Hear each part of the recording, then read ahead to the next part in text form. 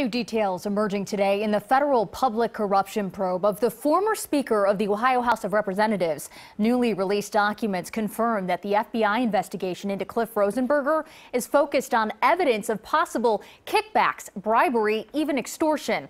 NBC4 reporter Ted Hart is live at the State House tonight with this pretty shocking new information. Ted?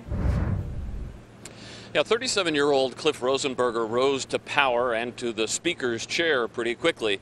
That's all gone now. He resigned in April under a cloud of suspicion. And today, the same Republican caucus that he once controlled released public records that confirm the cause of his demise.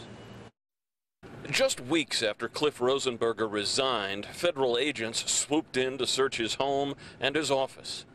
The search warrant says agents were looking for evidence of payments, kickbacks, and bribes or other benefits, including evidence of travel.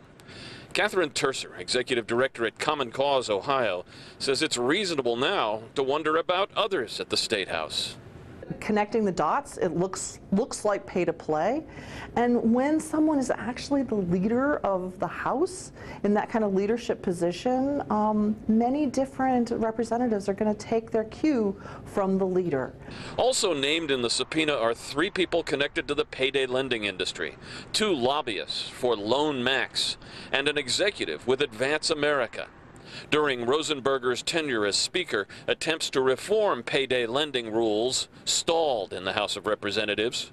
Rosenberger's travels included trips to France and London for conferences that were paid for in part or attended by payday lending representatives. You know, this confirms a lot of the rumors that we had heard before.